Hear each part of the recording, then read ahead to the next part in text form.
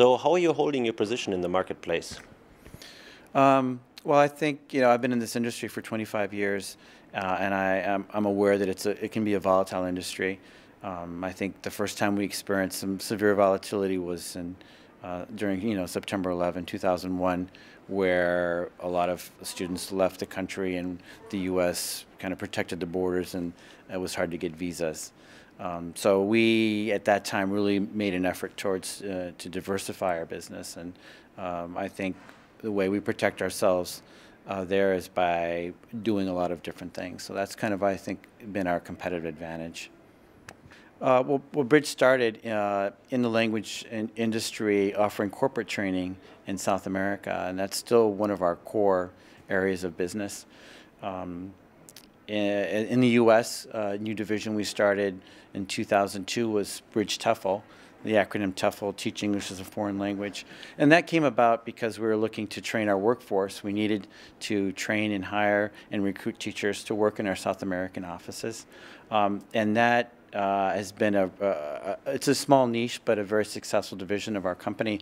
Today, we certify over 4,000 teachers a year. A lot of it's done online, and a lot of our growth in that area has been in training non-native English-speaking teachers, or the acronym N-nesters. So as an example of that, one of the largest chains in China for English sends their teachers through our training program online. We also have some partnerships with some universities in South America where they've outsourced their teacher training courses to us. So that's been a growth area for us. Is the teacher training exclusively online?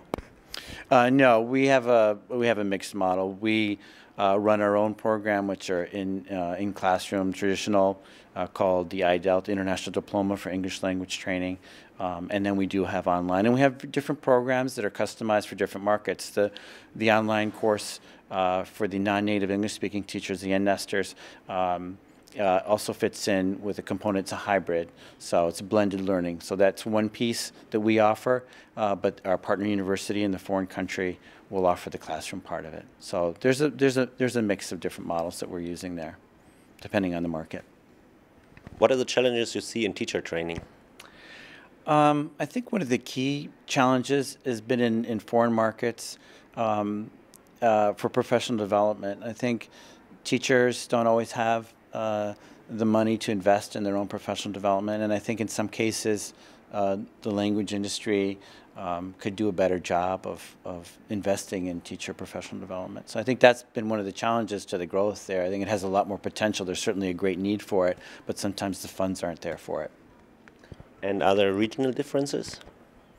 I think so. You see, again, where government regulation comes in, I think in China there's a requirement for teachers to have some level, degree of certification, so that's been a driver for growth in the Chinese market.